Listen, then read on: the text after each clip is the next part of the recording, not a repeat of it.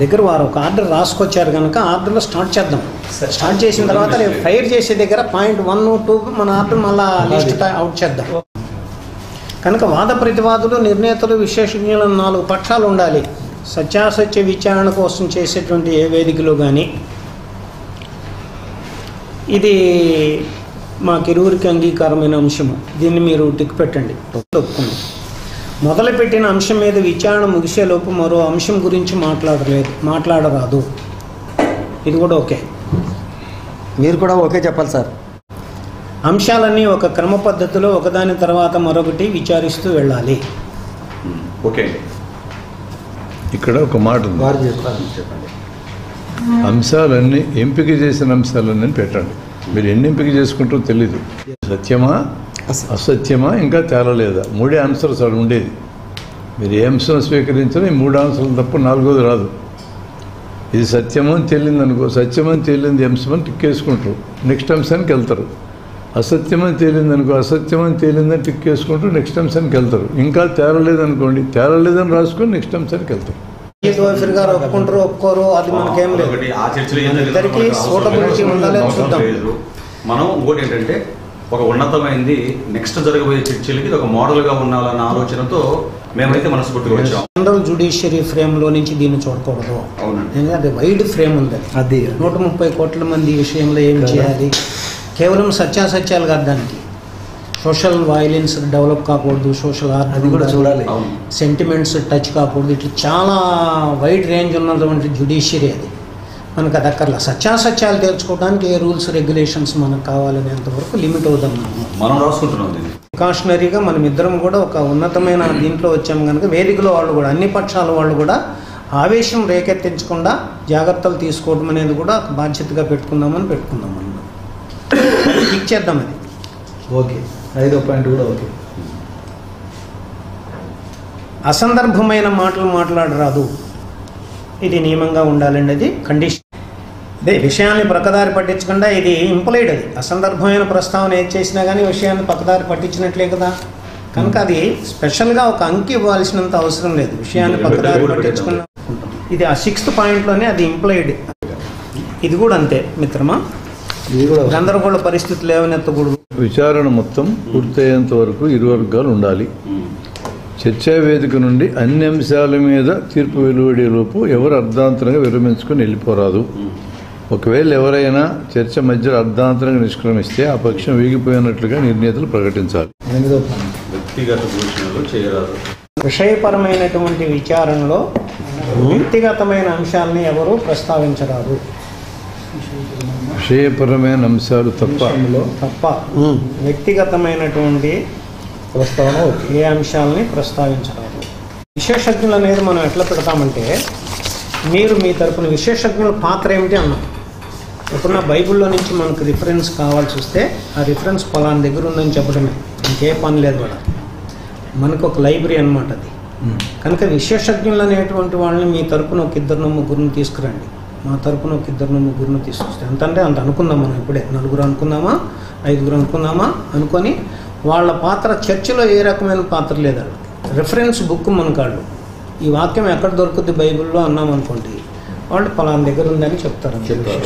మరి ఇప్పుడు మాట్లాడుతున్న మాటలు ఏవైనా అక్కడ అటు ఇటు తొలిగాయి అనుకోండి, జడ్జెస్ కంట్రోల్ చేస్తారా? కంట్రోల్ ఎప్పుడు జడ్జెసే ఉంటుంది. విశేషజ్ఞులు కూడా కానీ మీరు కానీ నేను కానీ జడ్జికి సూచన చేస్తాం, ఈ రూల్ వైలేట్ అవుతుంది, ప్లీజ్ ముఖంకి నోటీస్ ఇట్ మనం జడ్జెస్ చెప్తాం. మీరైనా జడ్జిలకే, మన ఇద్దరం అసలు మాట్లాడుకునే పని లేదు. అసలు మీరు జడ్జెస్ వైలేషన్ జరిగితే జడ్జెస్ నోటీస్కి తీసుకొస్తాం. ఇది మిగతా 3 పక్షాలకి జడ్జెస్కి 4 పక్షాలు చూస్తూ ఉండాలి. రూల్స్ రెగ్యులేషన్స్ ఎక్కడన్నా వైలేట్ అవుతుందనేది మొత్తం వేదిక బాధ్యత. అది మీరు ఐడెంటిఫై చేశారు, నేను ఒక మిస్ అయినానని, వెంటనే జడ్జెస్కి ఒక దగ్గర మిస్ అయినా ఫలానా రూల్ వైలేట్ అవుతుందని చెప్తే జడ్జెస్ దాన్ని చూస్తారు. విశేషజ్ఞులు ఇరు వర్గాలు చెరో ఇద్దరిని తెచ్చుకోవాలను. కింద పాత్ర పరిధి. ఇప్పుడు చెప్పండి, చెప్పండి మీరు ఏం కండిషన్ అట్లే పెట్టండి. విశేషజ్ఞుల పాత్ర పరిధి అని పెట్టండి. చెరో ఇద్దరిని తెచ్చుకోవాలని 1, 2 పాయింట్ నెంబర్ ఏ. కొన్ని విశేషజ్ఞులు గ్రూప్ కూర్చుంటారు సార్, ఆ గ్రూప్ వాళ్ళని మనం అడ్రస్ చేస్తాం, ఈ రిఫరెన్స్ ఎక్కడుంది బైబిల్లోనని. వాళ్ళు ఎవరైనా మీ వాళ్ళైనా వచ్చి వీళ్ళైనా వచ్చి, అంటే మీరు అడగవచ్చు, జడ్జెస్ అడగవచ్చు. వాళ్ళు జస్ట్ రిఫరెన్స్ ఇచ్చేటువంటి వాళ్ళే, వేరే పాత్ర ఏం లేదు వాళ్ళకి. వారి పాత్ర కేవలం అవసరమైనప్పుడు విచారణీయాంశపు గ్రంథములో నుంచి రిఫరెన్స్లు అందజేయడము. అది బైబుల్ నుంచి, మనం బైబుల్ నుంచి సిద్ధాంత గ్రంథమే, సిద్ధాంత గ్రంథం జనరల్, బైబుల్ అనేది ఇప్పుడు ప్రస్తుతం మనకి. వారి పాత్ర కేవలం అవసరమైనప్పుడు మాత్రమే రిఫరెన్సులు బైబుల్ నుండి అందించడం ఫస్ట్ పాత్ర వారి. ఏ. సెకండ్ పాత్ర బి. ఈ చర్చా వేదిక నియమ నిబంధనలు ఎక్కడ ఏ పక్షం నుంచి కానీ ఉల్లంఘన జరిగితే ఆ విషయాన్ని నిర్ణేతల దృష్టికి తీసుకురావడం.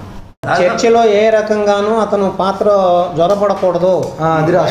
అదేగా మనం అంటుంది, అసలు మొదటి నుంచి చెప్తుంది అదే. వారి చర్చలో ప్రత్యక్షంగా కానీ పరోక్షంగా కానీ పాల్గొనకూడదు. రైట్. చర్చలో పాల్గొనకూడదు రాయండి మీరు. అది ఏ రకంగానూ చర్చలో పాల్గొనకూడదు విశేషజ్ఞులు.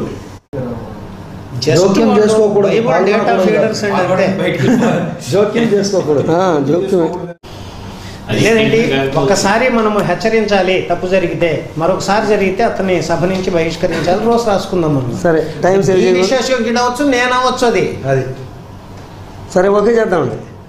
విశేషజ్ఞుల పాత్రని సమస్య ఉండండి, రాసుకోండి. వాళ్ళు కనుక వాళ్ళు ఏర్పరిచిన నియమాలను ఉల్లంఘించినట్లు కనుక, వారికి ఏర్పరిచినండి వారికి ఏర్పరిచినటువంటి నియమాలను వాళ్ళు ఉల్లంఘించినట్లు వేదికలోని 3 పక్షాల్లో ఎవరు గమనించినా న్యాయమూర్తుల దృష్టికి తీసుకురావాలి. న్యాయమూర్తులు అలా జరిగిందని నిర్ణయం చేసినట్లయితే ప్రథమ తప్పిదం వరకు దాన్ని హెచ్చరిక చేయొచ్చు. రిపీట్ అయితే వాళ్ళని వేదిక నుంచి బయటికి పంపివేయాలి. చర్చా వేదికలో ఎవరు కానీ నియమోల్లంఘన చేసినప్పుడు ఆ విషయాన్ని కోర్టు దృష్టికి తీసుకొచ్చే పాత్ర కూడా వాళ్ళకు ఉంటుంది. అది కూడా పెడితే అది చర్చ అయిపోయింది, అంతే, ఇంకేం లేదు. విశేషజ్ఞులు ఎవరైనా అనివార్య కారణాల వల్ల వేదికలో పాల్గొనలేని పరిస్థితి ఏర్పడినప్పుడు ఆ స్థానాన్ని భర్తీ చేసుకునే ఏర్పాటు అవకాశం ఉంది. ఒకసారి నిషేధానికి గురైన వ్యక్తి మరలా పాల్గొనడానికి విశేషజ్ఞుల పక్షంలో మళ్ళా చేర్చుకోకూడదు. ఎందుకంటే చర్చ, విచారణ, ఒక పరిశీలన, ఒక హెడ్డింగ్ పెట్టాను నేను. చర్చ అంటే ఏంటి, విచారణ అంటే ఏంటి, చర్చ ఏ ఇద్దరి మధ్య జరుగుతుంది, అలాంటి నా నాలెడ్జ్లో ఉన్నటువంటి ఫ్రేమ్ అంతా అక్కడ పెట్టారు. దాన్ని మీరు ఓకే చేయొచ్చు, నాట్ ఓకే చేయొచ్చు. అది కూడా మీరు ఒకసారి చూడండి. ముఖ్య గమనిక, జరగబోయే చర్చ 239, 240 వివేకపదం సంచికల్లోని 274 అంశాలపైనే.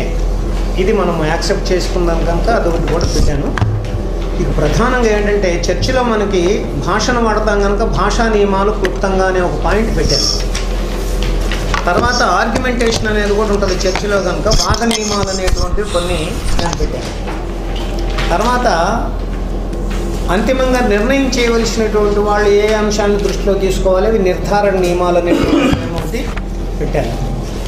దీన్నే ఇక్కడ బ్రీఫ్ చేస్తూ దీంట్లో కూడా పెట్టాను నేను. ఇది నేను మొట్టమొదట మనం అనుకున్నటువంటి జడ్జెస్లు అనే దాన్ని కూడా మనం అనుకున్నాం కనుక అది కూడా అనుకున్న తర్వాత ఈ ఆర్డర్ చూస్తాను. అది మీరు పెట్టుకోండి. న్యాయ నిర్ణేతల పక్షంలో 3 న్యాయ నిర్ణేతల కింద ఎంపిక చేసుకోవాలి జరిగింది. సంఖ్య పాయింట్ నెంబర్ 9, 10 కదా. Point number 10. న్యాయ నిర్ణేతలు జనరల్ జ్యుడిషియరీ ఫ్రేమ్లో నుంచి చూడకూడదు. మనం ఏర్పరచుకునేది ఇది కాన్స్టిట్యూషన్. మనకి ఈ చట్టం ప్రకారం నిర్ణయాలు ప్రకటించాలి. మనం ఏర్పరచుకున్న నియమ నిబంధనలకు లోబడి ఆ విచారణ యొక్క ఫలితాన్ని ప్రకటించాలి. బయట విషయంలో చూడకూడదు. బయట జనరల్ జ్యుడిషియరీ పెట్టుకోడు. ఎమ్మటెమ్మటే జడ్జిమెంట్ అన్నప్పుడు ఎమ్మటెమ్మటే ఇచ్చారు. వాళ్ళకి మనం టైం తీసుకోవచ్చు. వాళ్ళు ఆలోచించుకుంటా ఉన్నారనుకోండి, క్రిటికల్గా పెండింగ్లో పెట్టుకోవచ్చు. వాళ్ళ దీంట్లోకి వెళ్తారు, ఛాంబర్లోకి వెళ్ళి 10 నిమిషాలు కూర్చొని రావచ్చు కూడా వస్తుంది. వేదికలో ఉన్నటువంటి అన్ని పక్షాలు ఏర్పరచుకున్న నియమ నిబంధనల ఉల్లంఘన జరగకుండా వేదికను నియంత్రించే పని కూడా న్యాయ నిర్ణేతల మీద ఉంటుంది. కంప్లీట్ అయ్యేంత వరకు కూడా చర్చ పూర్తయినట్లు కాదు, మనలో ఒక తేదీ నిర్ణయించుకోవచ్చు. అది మనము సాధారణ నియమాల్లో పెట్టుకున్నాం. ఒకవేళ ఒక సమావేశంలో అనుకున్న సమయానికి కనుక చర్చ పూర్తిగానని కనుక ఇరుపక్షాలు భావించినట్లయితే మళ్ళా రెండో సమావేశానికి ఎప్పుడు కలవాలనేది ఆ వేదికలోనే తేదీలు నిర్ణయించుకోవాలి. అడిగితే వాళ్ళు చెప్తామని. ఇంతకీ మీరు వాది ఎవరు, ప్రతివాది ఎవరు? ఆయన సిద్ధాంత పక్షము, బైబుల్ పక్షం. ఆయన నేను ప్రశ్నలు రైజ్ చేస్తాను, వాటికి ఆయన ఆన్సర్ చేస్తూ ఉంటారు. నా స్టాండ్ని మీరు టెస్ట్ చేస్తానంటే చేయండి, మీదేందో నేను అడగనని చెప్పాను. ఏదైనా అంతే, దాన్ని టెస్ట్ చేసినప్పుడు ఇంకొకరిని అడగకూడదు. బైబిల్ని విచారణకు తీసుకున్నాం అనుకోండి, హిందూ గ్రంథం ఏముంటుంది, ఖురాన్ ఏముంటుంది మొదలెట్టకూడదు. మొదలెడితే దీని డిస్కషనే పోతుంది. ఏ గ్రంథాన్ని విచారణకు తీసుకున్నామో ఆ గ్రంథం మీద విచారణ చేసే సందర్భంలో ఇంకో గ్రంథాన్ని టచ్ చేయకూడదు. ఇది అనుకొని ఆయన నీది నాకు అక్కర్లేదయా, నీదేం చెప్పుకుంటావు తర్వాత, నాది నేను సత్యమని రుజువు చేస్తాను అన్నారు. సత్యమని రుజువు చేస్తే యాజ్ ఏ ట్రూత్ సీకర్కి నేను దాన్ని స్వీకరించి అనౌన్స్ చేస్తాను, ప్రచారం చేస్తానని చెప్పాను. బైబిల్ ఏం చెప్పిందో తేలటం అనేది కాదు మన ప్రశ్న, బైబిల్ చెప్పింది సరైందా కాదనేది మన ఇష్యూ. కనుక బైబిల్ ఏం చెప్పిందో తేలటం అంటే స్టేట్మెంట్ని మనం కరెక్ట్గా ఫైనలైజ్ చేయటం అన్నమాట.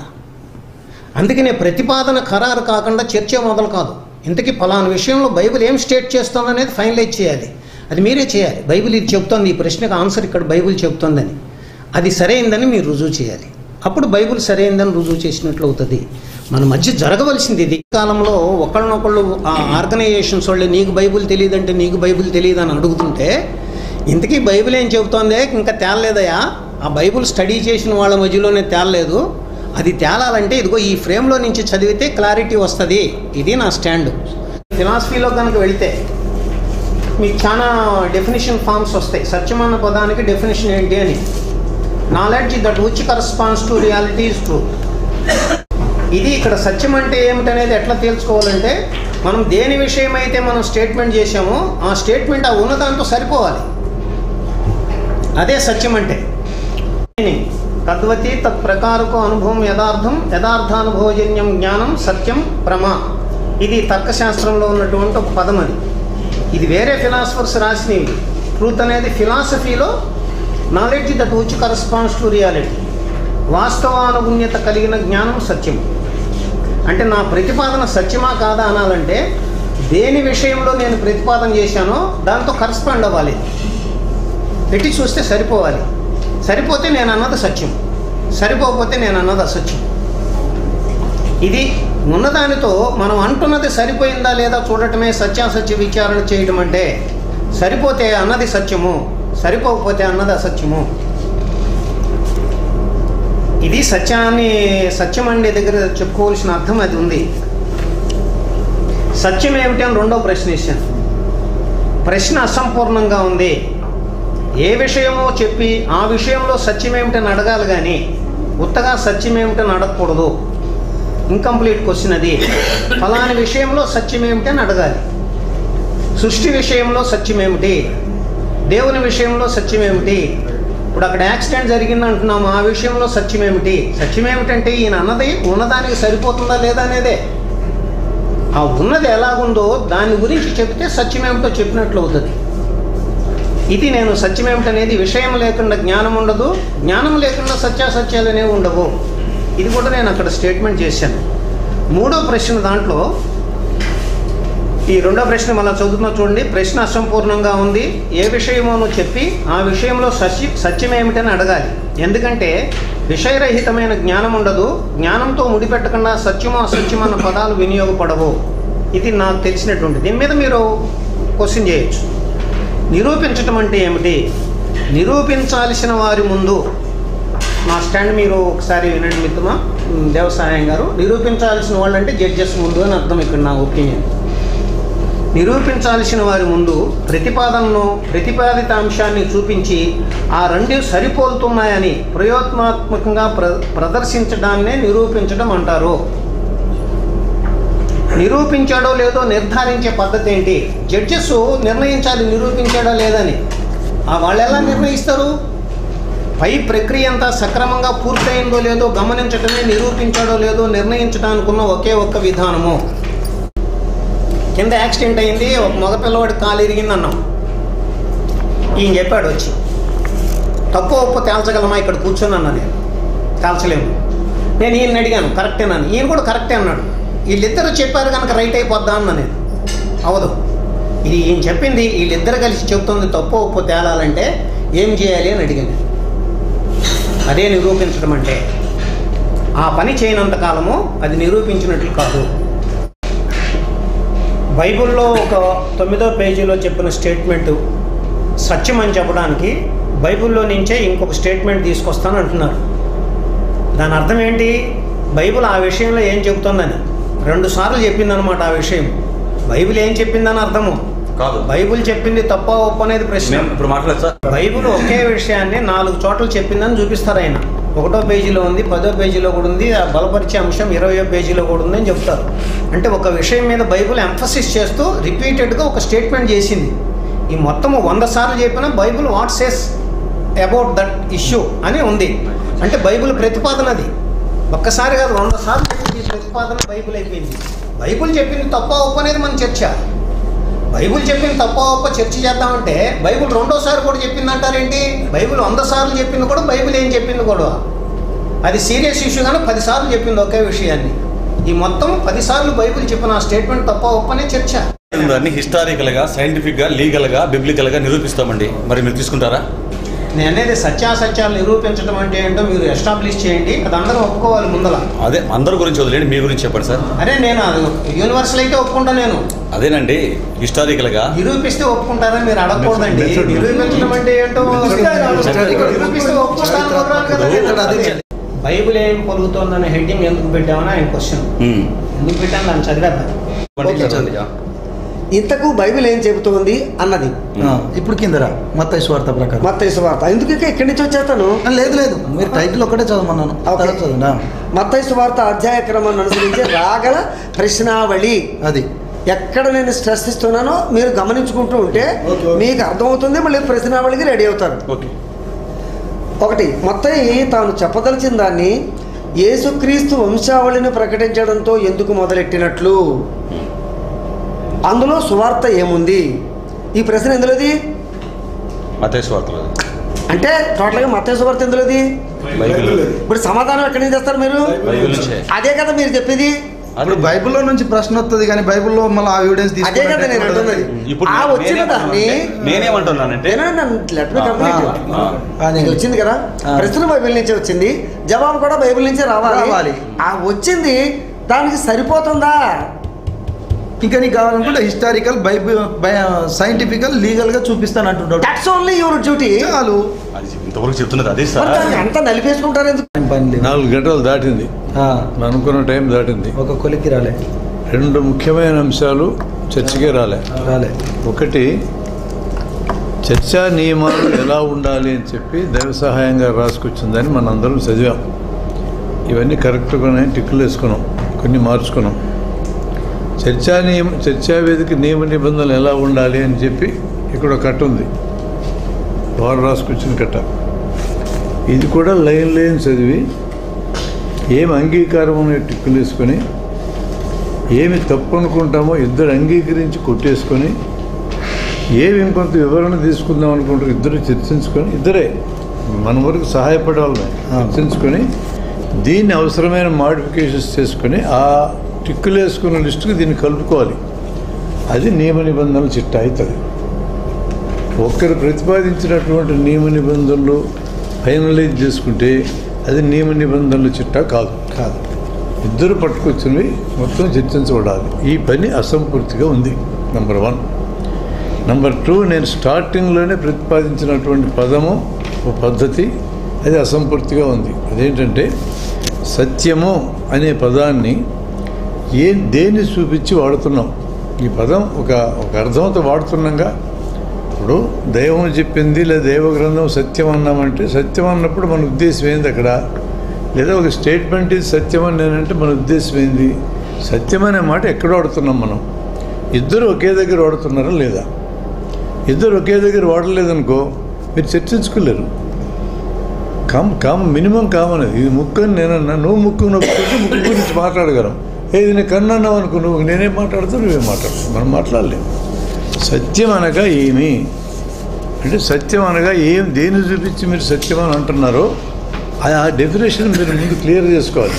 ఆయన ప్రతిపాదన పెట్టాడు. ఇప్పుడు మీరు చేయాల్సింది ఏంటంటే ఈ ప్రతిపాదన సరైంది అనాలా లేదా ఇది తప్పు అనాలా? తప్పు అని అంటే ఎట్ట తప్పు చూపించాలి. సరైనదనంటే ఇద్దరు ఒప్పుకున్నారు కాబట్టి చర్చలేదు. ఇక ప్రతిపాదన సరైనదని ఒప్పుకుంటే చర్చలేదు. ఇందాక నియమాలు అట్లే టిక్కేసుకుంటూ వెళ్ళాం ఇద్దరు ఒప్పుకున్నవి. తప్పు అని అంటే ఎట్లా తప్పు అన్న తర్వాత ఎందుకంటే బెటర్ డెఫినేషన్ ఏదో చెప్పాలి. ఇక్కడ వారు సత్యమని ప్రతిపాదించిన దాన్ని మనస్ఫూర్తిగా ఒప్పుకుంటున్నాం. మా అభిప్రాయం కూడా ఒకే అభిప్రాయం అండి. సత్యం అంటే అదే నీ స్టాండ్, నా స్టాండ్ ఇదే. మీ స్టాండ్ అది ఇదే, ఇదిగో అక్కడ రాసిందే మీ స్టాండ్. ఉన్నది ఉన్నట్టు రావాలి. ఎలాగుందో అలాగే తెలియబడితే ఉన్నది ఏంటి బైబిల్లో? సత్యం అంటారు. చదివాను కాబట్టి సత్యమని ఏ అభిప్రాయం అయితే వీరు ప్రకటించారో దాని మీద నేను కూడా స్టాండ్ అవుతున్నా. దాన్ని మనస్ఫూర్తిగా సత్యమని స్వీకరించి మీరు వేసినటువంటి ఆ ప్రశ్నలన్నిటి కూడా దీన్ని బట్టి నిరూపించడానికి సిద్ధంగా ఉన్నా. నంబర్ 1 అది ఓకే 1 యాక్సెప్ట్ సార్. 13లో లీగాలిటీ దైవ సహాయం గారు ఏం చేయాలంటే ఇప్పుడు హిస్టారికల్ అని అంటే ఆయన మనసులో ఏముంది, లీగల్ అంటే ఆయన మనసులో ఏముంది, సైంటిఫిక్ అంటే ఆయన మనసులో ఏముంది, బిబ్లికల్ అంటే ఆయన మనసులో ఏముంది, ఈ నాలుగిటిని ఆయన వివరించి నా మనసులో ఇట్లుంది 4 పదాలకు అర్థం మీరేమంటారని ఆయన అడగాలి. టైం లేకపోతే ఇంకోసారి కూర్చొని తొందరగా సార్. ఓకే సార్ మీ అందరి పరిస్థితి అందరి పరిస్థితి ఈ నెల 28వ తారీఖు తిరుపతిలో ఉదయం 9 గంటలకు ఎందుకు పెట్టారు, ఎందుకు పిలుస్తున్నారు, ఎందుకు ఈ నియమాలు పెట్టుకుంటారు, ఆ నియమాలు దేనికోసం అనేది మాకు తెలియాలి. కాబట్టి వారి ఇరువురు చెప్తే బాగుంటుంది అనేది నా ఆలోచన. వాళ్ళిద్దరిని చెప్పినాను వ్యవసాయం కానీ సురేంద్రరావు కానీ వాళ్ళకి తెలుసో లేదు, వాళ్ళకి చెప్పలేదు. మన ఊరికి మా ఇరువురికి మంచి క్లారిటీ ఉంది. 274 అనేసి ఆల్రెడీ పబ్లిక్ లోనే మేము సోషల్ మీడియా ముఖంగా చెప్పడం జరిగింది. దీని మీద మేము ఇద్దరం అంగీకారం వచ్చాం ఆల్రెడీ. ఓకే. ఏం సార్ సురేంద్రబాబు గారు? ఇది కూడా మా ఇద్దరి వారు చెప్పింది నాకు అంగీకారం. ఇది సమగ్ర విచారణ కాదు, సంగ్రహ విచారణ అనేది పెట్టుకున్నాం. అంటే ఎంపిక చేసుకున్న అంశాల వరకే చర్చ. ఇది మనకు అయిపోయింది. ఎంపిక చేసుకున్న 274 చర్చ అని కూడా కాదు సార్. ఎన్ని అయితే అన్ని నియమం రాసుకునేటప్పుడు ఎలా రాసుకోవాలి? మనము సమగ్ర విచారణ మనం తీసుకోలేదు. బైబిల్ మొత్తం A to Z చదవడం కుదరదు కనుక, ఈ టైం సరిపోదు కనుక ఎంపిక చేసుకున్న అంశాలు అన్నాం. ఎంపిక చేసుకున్న అంశాల్లో విచారణ ఎక్కడి నుంచి మొదలెట్టాలి? 274 ప్రశ్నల దగ్గర నుంచి మొదలెట్టాలి. ఇది మనం అనుకుంది. 274 ప్రశ్నలోకి వచ్చేటప్పటికల్లా ఏదొస్తుందో అది బైబిల్లో నుంచి చూసుకోవాలి మనం. కనుక అక్కడ మనకి క్లారిటీ ఉంది.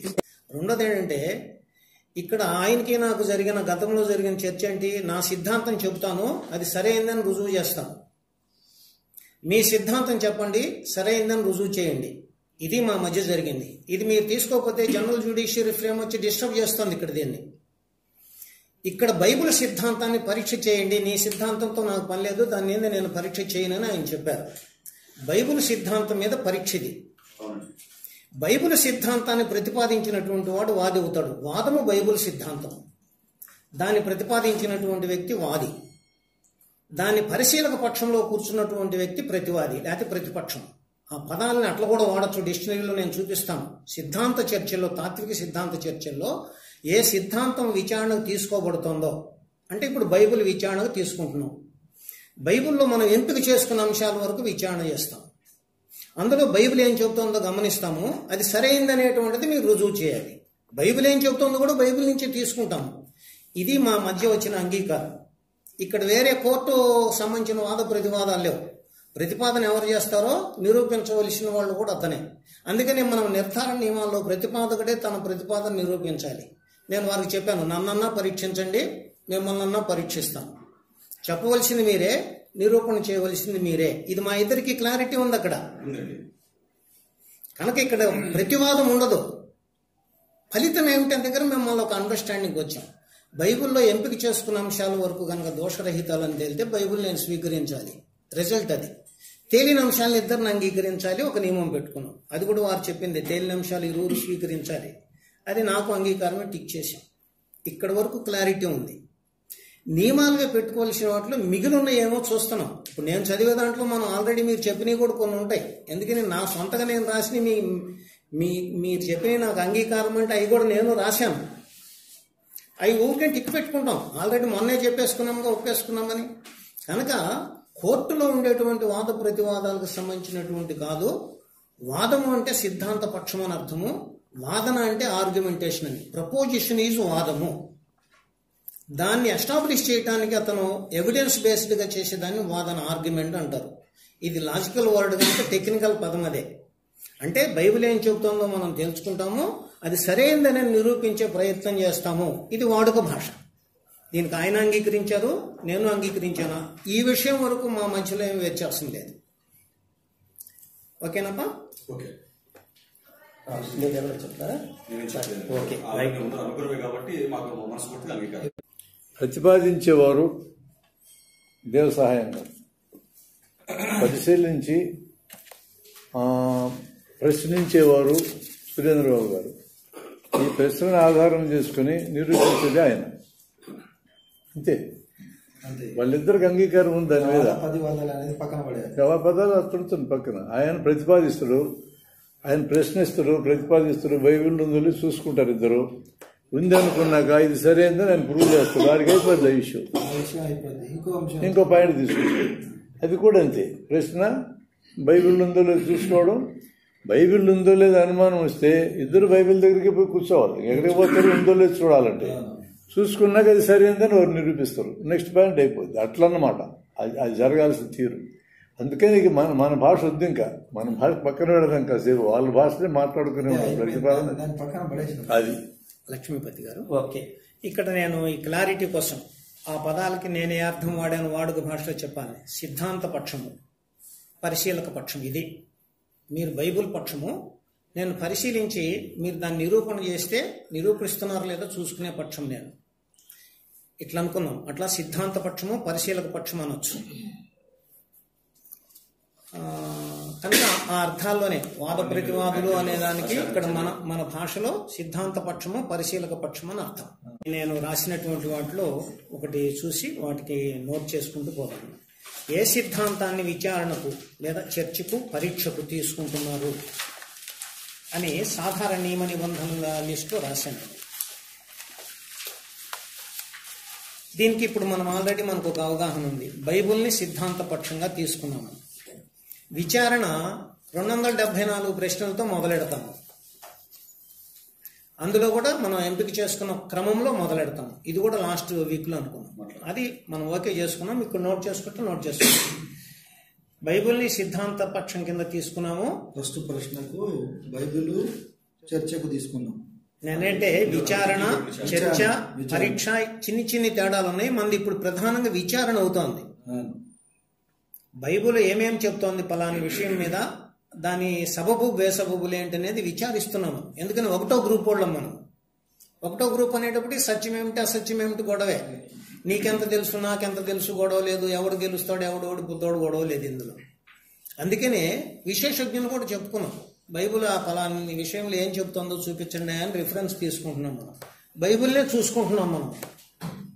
కనుక ఒకటో గ్రూప్లో ఉండేటువంటి నేచర్ అది. కనుక బైబిల్ని విచారణ తీసుకుంటున్నాము. 274 అంశాలతోనే విచారణ మొదలెడతాము. అందులో కూడా మనం ఇప్పుడు అంగీకరించి ఎంపిక చేసుకున్న క్రమంలోనే విచారణ చేస్తాము. ఏమి దేవసహాయం గారు, అది లాస్ట్ కూడా మనం అంగీకరించుకున్నాం. ఇప్పుడు నోట్ చేస్తాం. ఇది 2, 3 ఇవి కూడా దానికి లింకే. విచారణీయ అంశాలు ఖరారు చేసుకుని వాటిపై ఆ సిద్ధాంత ప్రతిపాదనలు వ్రాయాలి. అంటే అది కూడా పై దాంట్లోకి వచ్చేసింది. ఇది కూడా రైట్ మార్క్ పెట్టుకోండి. ఒక్కో ప్రతిపాదనను దేనికి దానిగా విచారణకు లోన్ చేయాలి. ఆల్రెడీ మీరు రాసినట్లు ఉంది అది. మూడోది కూడా ఇద్దరు మొదలెట్టిన అంశంపై విచారణ పూర్తి కాకుండా మరో అంశాన్ని విచారణకు పెట్టరాదు. ఆల్రెడీ మీరు ఓకే చేసుకుంది. నాలుగోది కూడా ఓకే. మనం చేయాలనుకుంటుంది సంగ్రహ విచారణే. అంటే ఎంపిక చేసుకున్న అంశాల వరకే. ఇదే ఇందాక రేజ్ చేసినప్పుడు మాట్లాడుకున్నాం. అయితే అంగీకారం మనకి. ఈ ఫస్ట్ మనం రాసినంటే 4 కూడా ఇంప్లైడ్. ఈ 5 పాయింట్లు ఓకే. ఏ అంశానికి ఆ అంశంపై విచారణ పూర్తయి దాని బాగోపులపై తీర్పు నిర్ణయం ప్రకటింపబడాలి. ఇది కూడా లాస్ట్ లో రాసుకున్నది. ఈ వేదిక గెలుపోవటములకు సంబంధించింది కాదు, సత్యావిష్కరణే లక్ష్యంగా కలిగింది. ఆల్రెడీ మనం యాక్సెప్ట్ చేసుకుంది. అది కూడా తేలిన అంశాలు తేలినట్లు ఇరుపక్షాలు అంగీకరించి స్వీకరించాలి. అది కూడా దేవసహాయం గారు మెన్షన్ చేసి మనం అంగీకరించింది. అది ప్రతిపాదక పక్షంలో మల్లెం దేవసహాయం గారు, ప్రశ్నించే పక్షంలో సురేంద్రబాబు ఉంటారు. అదే కదా నా ప్రశ్నలే కదా మొదలెడుతోంది. వేదికలోని ఎవరు ఇతరేతర అంశాలను ప్రస్తావించకూడదు, ప్రస్తావించనీయకూడదు. ఇది కూడా దేవసహాయం గారు భాష మారింది కానీ ఈ మీనింగ్ వచ్చేది కూడా మనం యాక్సెప్ట్ చేశాం.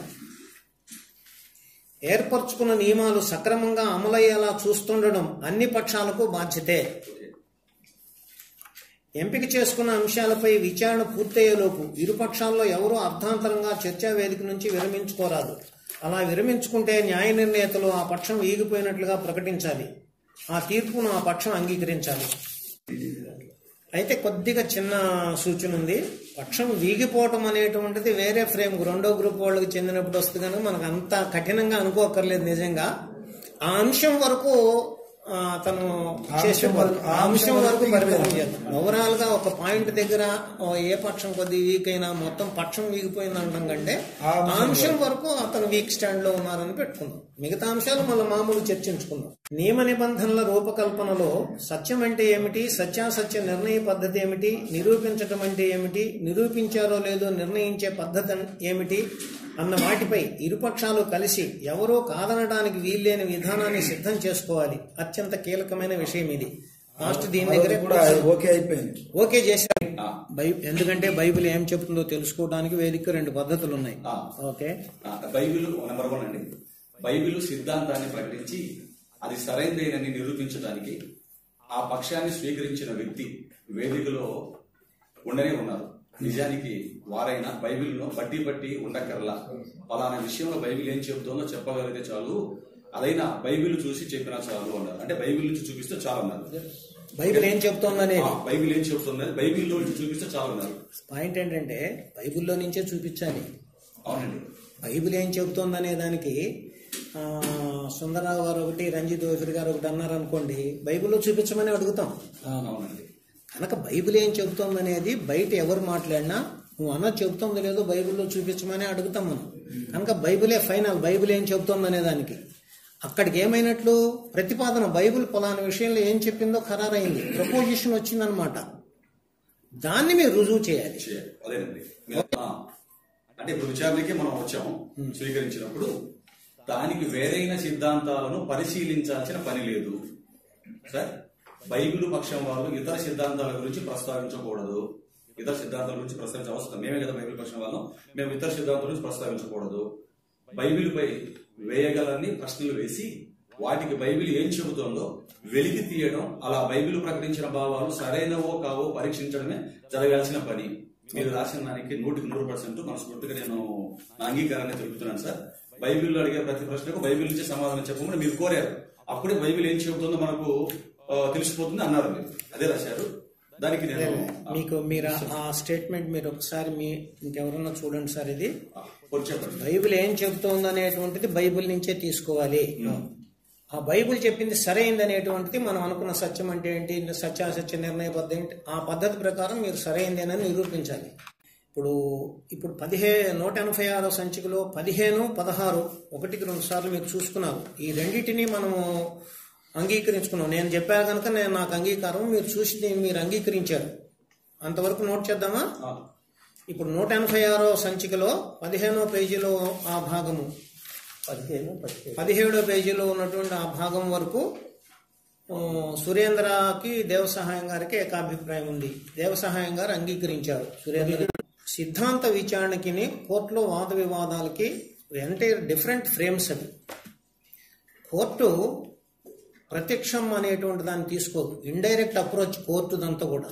అందుకనే విట్నెసెస్ అంటే verbal test money, 2 logic evidence, సాక్ష్యాలు ఆధారాలను 2 ఫ్రేములతో తీసుకుంటుంది. అక్కడ ఫైనల్ కంక్లూషన్ అనేది ఉండదు ఏ కోర్టులో కూడా. అందుకనే పైకి మీరు చెప్పుకోవచ్చు ఎక్కడన్నా పొరపాటు జరిగేదానికి అవకాశం ఉంది. ఎందుకని ఇది అంచనా మాత్రమే. జనరల్ జ్యుడిషియరీ లాజిక్ ఫ్రేమ్లో ఉంటుంది, దానికి కళ్ళు ఉండవు. అందుకనే లభించిన సాక్ష్యాధారాలను చేసుకొని ఈ తీర్పు చెబుతున్నాను నేను.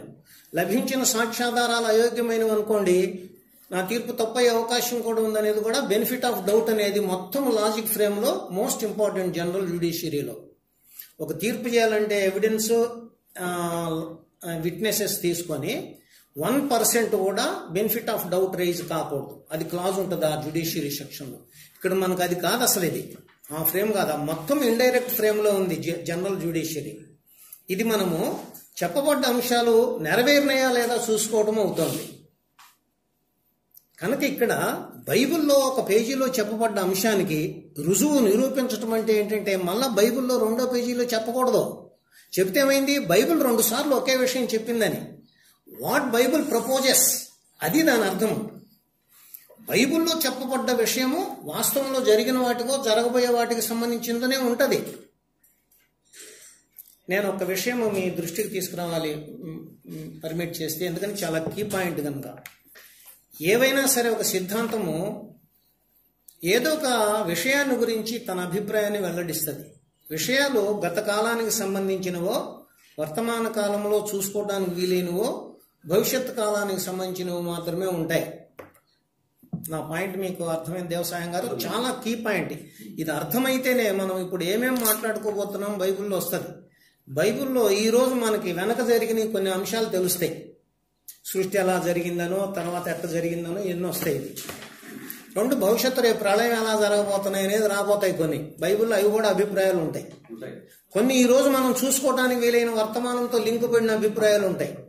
బైబిల్లో ఈ 3 రకాల అభిప్రాయాలు. బైబిలే కాదు, ఏ సిద్ధాంత గ్రంథమైనా సరే గత కాలానికి సంబంధించిన అంశాల మీదన్నా తన స్టేట్మెంట్స్ ఇస్తుంది, వర్తమానంతో ముడిపడి ఉన్న అంశాలన్నా చెప్తుంది, రేపు రాబోయే అంశాల గురించైనా ఫోర్టెల్ అనేది అన్నా ఉంటుంది.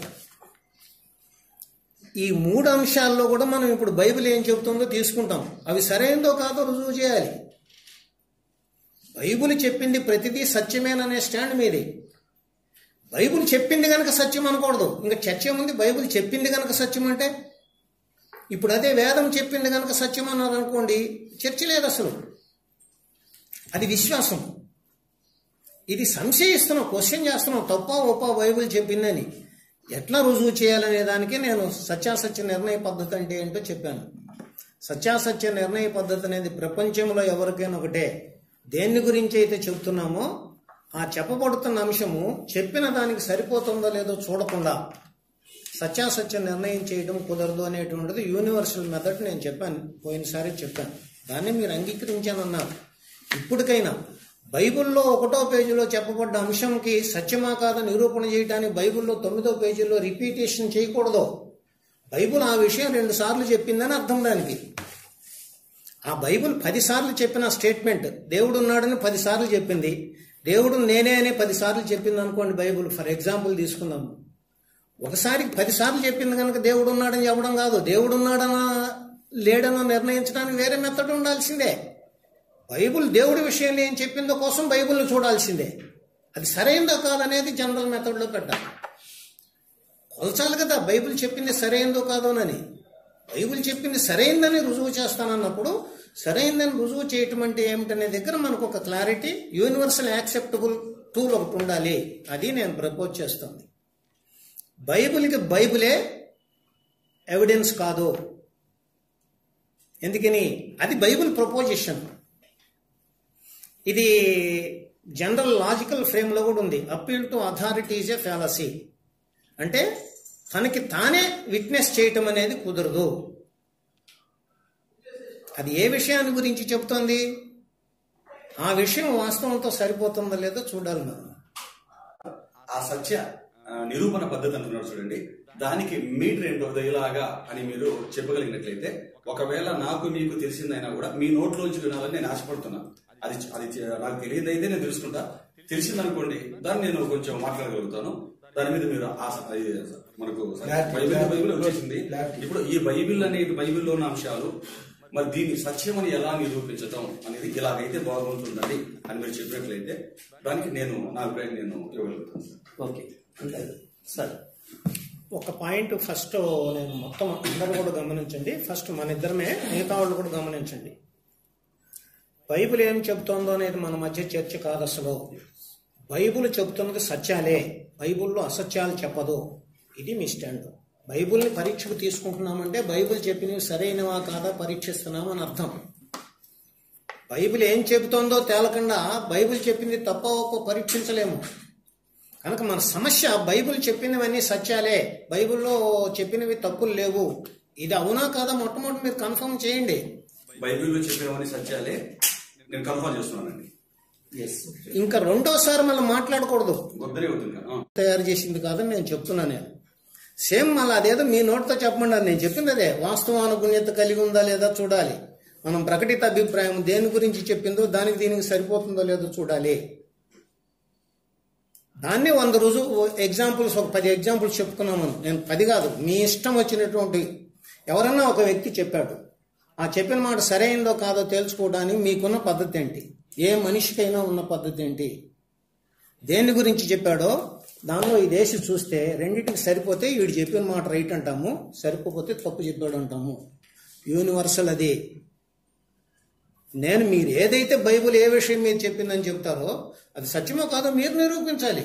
కాబట్టి దాని మీద ముందుకు వచ్చాము. దాని మీరు రేకెత్తించిన ప్రతి ప్రశ్న మీద సమాధానం నేను చెప్పాలి. నెంబర్ 2 ఏంటంటే, మరి ఆయన చెప్పిన మాటను మనస్ఫూర్తిగా నేను స్వీకరిస్తున్నాను. ప్రపంచం యూనివర్సల్ లెవెల్లో మరి సత్యాన్ని నిర్ణయించే పద్ధతి ఒకటే ఉంది, అక్కడ అది ఉందంటే అక్కడ వెళ్ళి ఉందో లేదో చూడమే అన్నారు. ఈ విషయంలో ఏదేమైనా బైబిల్ సిద్ధాంతాన్ని విచారణ పెట్టుకున్నామంటే దాని అర్థం ఆయా విషయాలపై బైబిల్ వెలుగుచ్చిన అభిప్రాయాలు సరైనవో కావో తెలుసుకుందామని అనుకుని సిద్ధమైనామనే. దీనిని ఎవరూ ఏమాత్రం కలగాపులగం చేయకూడదు. అది ఇందాక నేను చెప్పింది. అది అక్కడ ఈ విషయంలో దేవ సహాయం గారి నిజాయితీని సన్నద్ధతను ఏమాత్రం శంకించిన అవసరం లేదు. ఇది నేను రాసేసుకుని ఉందలే. ఈ విషయం వరకు ఆయన గారు నిర్ద్వందంగా బైబిల్ సత్యవేద గ్రంథం అని నిరూపించడానికి తాను సిద్ధంగా ఉన్నానని సందర్భం వచ్చిన ప్రతిసారి ప్రకటిస్తూనే వచ్చారు. అందుకు ఆ మేరకు వారిని అభినందించుకున్నారు. ఆరంభ స్థానం ఏంటి చర్చకి లేదా విచారణకి? ఎంపిక చేసుకున్న అంశంపై నిర్దిష్ట రూపంలో ప్రతిపాదన చేయడమే ఆరంభ స్థానము. అదే మనం చెప్తున్నాం. బైబిల్ ఏం చెప్తోందో మనం మొట్ట ఖరారు చేయాలి. ఫలానా విషయం మీద బైబిల్ స్టేట్మెంట్ ఏంటి? ఇది దాని చర్చకి బిగినింగ్. అది ముగింపు స్థానము. ఆ ప్రతిపాదన సరైందేనో సరికానిదనో అప్పటికింకా తేలలేదనో నిర్ణయించటమే ముగింపు. అది జడ్జెస్ చేస్తారు, అసలు మనం చేయము. అసలు మీరు చెప్పింది మనం ఏర్పరచుకున్న నియమాలకు లోబడి నిరూపించడం జరిగిందా లేదనేది జడ్జెస్ తీర్పు చెప్తారు. ఇది కనుక మీరు మొట్టమొదట ప్రతిపాదించడంతో మొదలెట్టాలి, నిరూపించడంతో ముగించాలి. నిరూపించబడిందో లేదో జడ్జిలు తీర్పు చేయాలి. దాంతో మన డిస్కషన్ ఆ పాయింట్ వరకు కంప్లీట్ అయిపోతుంది. ఓకే, ఇది 12వ పాయింట్. నియమ నిబంధనల రూపకల్పనలో నంబర్ 1 సత్యం అంటే ఏమిటి? నంబర్ 2 సత్యాసత్య నిర్ణయ పద్ధతి ఏమిటి? నంబర్ 3 నిరూపించడం అంటే ఏమిటి?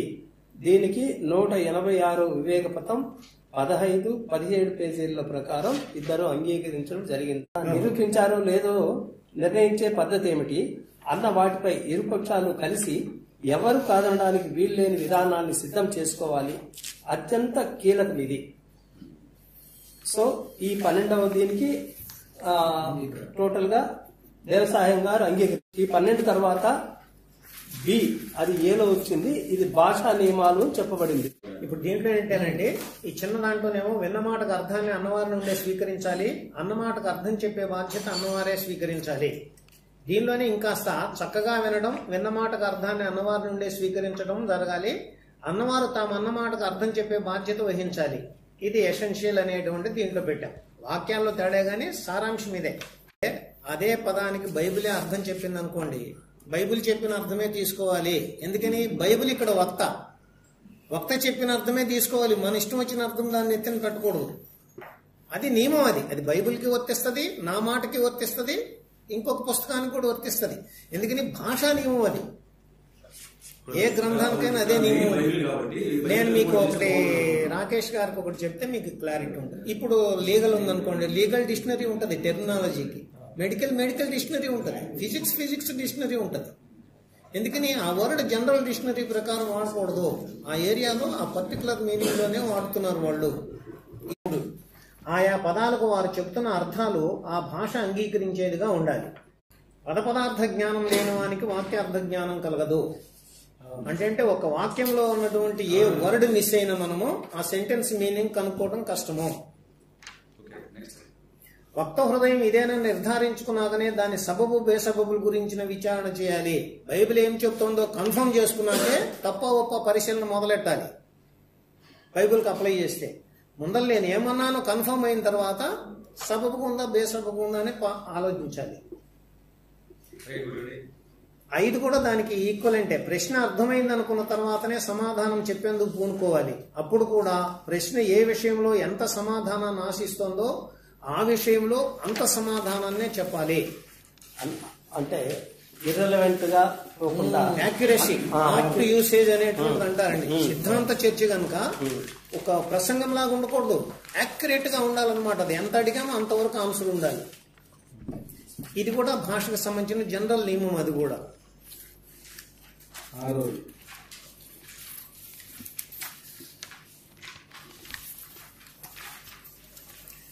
ముఖ్యమైన పదాల వరకైనా ఖచ్చితమైన అర్థాలు స్పష్టంగా చెప్పుకోవడం జరగాలి. మన సెలెక్టెడ్ వర్డ్స్ కనుక మనం ఏమన్నా ఉన్నట్లయితే అటు ముందలే మనము డిఫైన్ చేసేసుకుంటే బెటర్ ఉంటుంది. Technical word should be defined అనేది లాంగ్వేజ్ లో ఒక రూల్. అది సమాన పదాలు సమానమైన అర్థాలు ఇరువురికి ఉన్నప్పుడే ఒకరన్నది మరొకరికి అర్థమవుతుంది. దీనికోసమే ఇందాక నుంచి సత్యం అంటే ఏమిటి అని గొడవ పడ్డాం. ఇద్దరికి ఒకే మీనింగ్ ఉంటేనే మీరు చెప్పింది నా దగ్గరికి, నేను చెప్పింది మీకు అర్థమవుద్ది. ఇది భాషా నియమం. భాషా నియమాలను కనుక పాటించుకుంటే గ్రంథం ఏం చెప్తుందో నిర్ణయించడమే సాధ్యపడదు. ఒక వాక్యంలోని ఏ ఒక్క పదం అర్థం కాకపోయినా వాక్యం అర్థం కానట్టే. ఇందాక దాన్నే మనం గ్రామటికల్ ఇది భాష దీంట్లో గ్రాంధిక భాషలో మాట్లాడాం. పదార్థ జ్ఞానం లేని వాడికి వాక్యార్థ జ్ఞానం కలగదు. దానికి ఇది వాడుక భాష.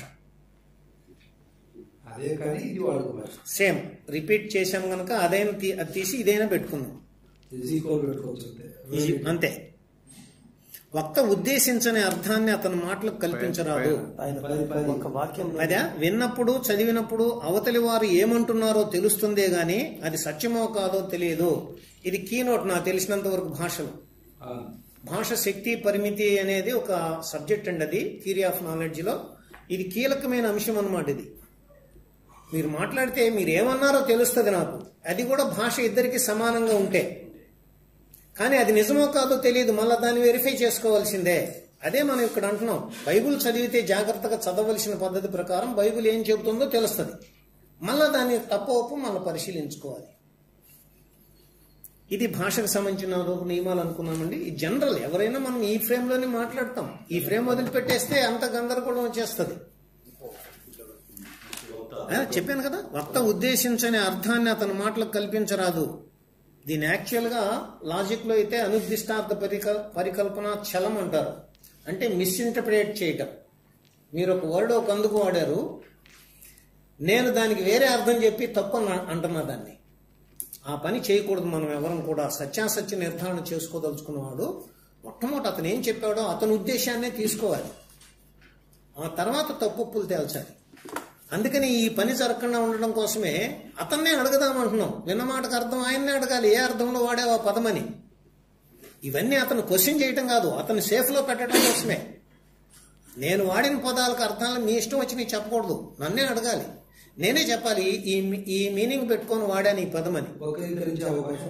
వక్రీకరించే అవకాశము, వక్రీకరించ బుద్ధి లేకపోయినా మిస్అండర్స్టాండ్ చేసుకునే. పాజిటివ్ గా కూడా మిస్అండర్స్టాండ్ అవ్వచ్చు. నా దగ్గర 4 అర్థాలు ఉన్నాయి దానికి, నేను ఇంకొక అర్థం తీసేసుకోవచ్చు తొందరపాటు వల్ల. ఈ మిస్గైడ్ కాకుండా ఉండటం. ఇది వరకు ఓకే అయిపోయింది. ఇప్పుడు వాద నియమాలకు వచ్చాము. వాద నియమాలు చదవండి సార్. ప్రతిపాదన నిర్దిష్ట రూపంలో ప్రకటించాలి. ఆ బాధ్యత సిద్ధాంత పక్షం వారిదే. బైబిల్ ఏం చెబుతోందని నేను ఫలానా విషయంలో బైబిల్ ఏం చెబుతోంది అన్నా అనుకోండి, క్రిస్టల్ క్లియర్ గా స్టేట్మెంట్ వచ్చేయాలి. స్టేట్మెంట్ లో అంబిక్విటీ డైలమా ఉండకూడదు. ఎందుకని స్టేట్మెంట్ ఖరారైతేనే విచారణ మొదలెట్టాలి. బైబిల్ ఏమంటుందో తెలియక ముందలే తప్పన్నా తప్పే, ఒప్పన్నా తప్పే. ప్రతిపాదక పక్షం వారే తన ప్రతిపాదన సరైందేనని నిరూపించే బాధ్యత వహించాలి. బైబిల్ ఏం చెప్తుందో అర్థమవుతుంది కదా. పరిశీలక పక్షం వారిని ప్రశ్నించడం గానీ ప్రతిపాదన చేయమంటం గానీ చేయకూడదు. నా ఒపీనియన్తో పని లేదు, బైబిల్నే టెస్ట్ చేస్తున్నాం మనం. ఒకవేళ పరిశీలక పక్షం వాడు కనుక ప్రశ్నలో అస్పష్టత ఉన్నట్లయితే, నేను మీకు రాసినట్లు కూడా వేశాను, సత్యం అంటే ఏమిటి అనే దగ్గర సగం ఆపేసి ప్రశ్న అసంపూర్ణంగా ఉంది అని మీరు అడగొచ్చు నన్ను. ప్రశ్నని నేను ఖరారు చేయాలి ముందల. మీరు ఆ క్వశ్చన్ చేయొచ్చు. ప్రశ్న అస్పష్టంగా ఉందా, ప్రశ్న సరిగ్గా అడగమని మీరు చెప్పొచ్చు. 4 ప్రత్యేక అనుమతి ఉంటే తప్ప ఇతరులెవరో చర్చలోకి చొరబడకూడదు. ఇతరులు ఎవరు అంటే మిగతా అసలు బయట వాళ్ళు అసలు నో సైలెన్స్, ఎవరు మాట్లాడతాం లేదు. ఇక్కడ ఉన్నటువంటి వాళ్ళు ప్రత్యేక విశేష పరిశీలన ఉన్నారే, వాళ్ళు ప్రత్యేక అనుమతి కనుక కోర్టు ఇచ్చినట్లయితే ఆ పాయింట్ వరకు వాళ్ళని ఎలిట్ చేస్తే మాట్లాడవచ్చు. అది భవిష్యత్తులో ఏమైనా ఆ పాత్రకు అవసరం వచ్చినప్పుడు ఆ క్లాజ్ ఉంటే మంచిదనే తప్ప యాక్చువల్గా మనం చెప్పడం రిఫరెన్స్ ఇచ్చేంత వరకే మనం నియమం రాసుకున్నాం. అది వాళ్ళది రాసుకుంటారు సపరేట్గా. సంశయించక విచారించట కుదరదు కనుక నమ్మకం అన్న మాట విచారణలో మాట్లాడకూడదు. ఆయన క్లియర్ ఉన్నారులేండి ఆ విషయం కొంతవరకు దగ్గర. నమ్మకం అని కూడా చెప్పాం, మీ నమ్మకం ఉంచండి, ఎవరి నమ్మకాలు వాళ్ళవి. ఇక్కడ మనము దేన్ని విశ్వసిస్తున్నామో దాని సబబు బేసబుల్ని విచారిస్తున్నాం, అది మనం యాక్సెప్ట్ చేస్తున్నాం అన్నమాట. హేతుబద్ధాలోచన జనిత తార్కిక అంటే తార్కికాని నిర్ణయాలన్నీ ఊహారూపాలే. సత్యాసత్య విచారణలో అటువేవి అంతిమ నిర్ణయాలు అనడానికి తగవో, వాటిని ఇంకా ప్రయోగరీత్యా నిరూపించాల్సి ఉంటది. ఒక ప్రతిపాదన సరైందని కానీ సరికాదని కానీ నిర్ణయించడానికి మరికొందరు అభిప్రాయాలను రుజువులుగా పరిగణించరాదు. వాద ప్రక్రియ అంతటితోనూ సువచన వ్యాఘాతాలు ఉండరాదు. ఒక వాదం మొత్తము అది 4 గంటలు చేయండి, 10 గంటలు చేయండి, మీరు చెప్పిన దానికి విరుద్ధమైన మాట మీరు అనకూడదు. ముందల వాద నియమాలు అయిపోయినాయి, నిర్ధారణ నియమాలకు వస్తున్నాం. 2 రకాల నిర్ధారణ చేయవలసిన అవసరం ఏర్పడుతుంది సిద్ధాంత విచారణలో. అలాని విషయంలో ఆ సిద్ధాంతం చేస్తున్న ప్రతిపాదన ఏమిటి, ఆ విషయంపై ఆ సిద్ధాంతం వెలిబుచ్చిన అభిప్రాయం సరైందా కాదా, భాష ద్వారా ప్రకటింపబడిన అభిప్రాయాలను తార్కికంగా ఆలోచించి ప్రకటించిన అభిప్రాయాలను కూడా సత్యాసత్య విచారణకు లోను చేయాల్సిందే. ఇది ఆల్రెడీ యాక్సెప్టెడ్ అయ్యేది. ఇప్పుడు బైబిల్ ఏం చెప్తుందో సత్యాసత్య విచారణకు లోన్ చేయాలి. అట్లాగే logical conclusions are all to be verified అని పైన ఇప్పుడు అనుకున్నాం. ఈ రెండింటిని రిపీట్ అయింది, అది అంతే. ఓకేనా బుదేవ సహాయం గారు? రిపీట్ అయిందంటే ఏం లేదు, పైన అనుకున్నవే. సరిచూసుకోవడానికి అవకాశం లేని విషయాలపై తప్పని గాని ఒప్పని గాని నిర్ణయించటం అసాధ్యము.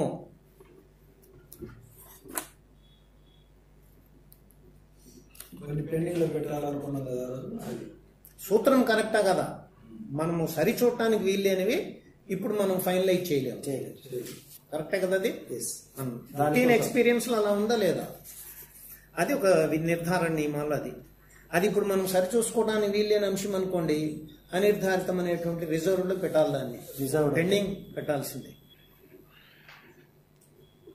సత్యాసత్య నిర్ణయ పద్ధతి అన్నది సార్వత్రిక విలువ కలిగిందై ఉండాలి, అది ఆల్రెడీ మనం యాక్సెప్ట్ చేసుకున్నాం. అది ప్రకటిత అభిప్రాయం దానికి సంబంధించిన వాస్తవంతో సరిపోతుందో లేదో గమనించి సరిపోతుందో లేదో నిర్ధారించటమే నిర్ణయించటం అంటే, అది కూడా మనం అనుకున్నాం.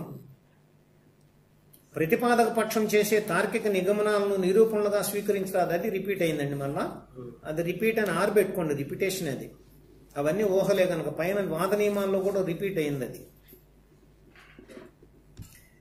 విచారణ ముగిశాక నిర్ణేతల పక్షం చేసే నిర్ణయాలు 3 రకాలుగా ఉండొచ్చు.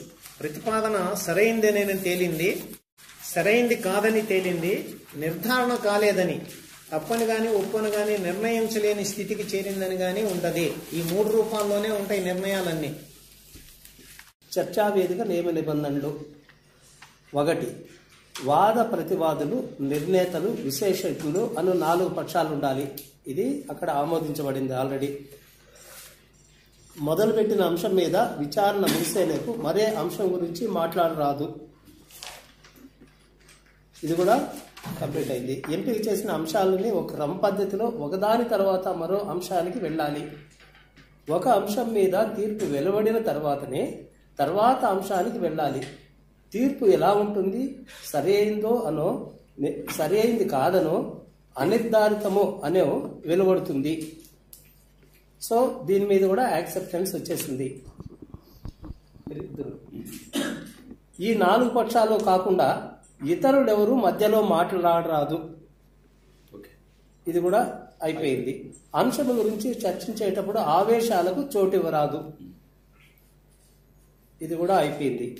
అసందర్భమైన మాటను మాట్లాడకూడదు, సో దీనికి కూడా యాక్సెప్టెన్స్ వచ్చేసింది.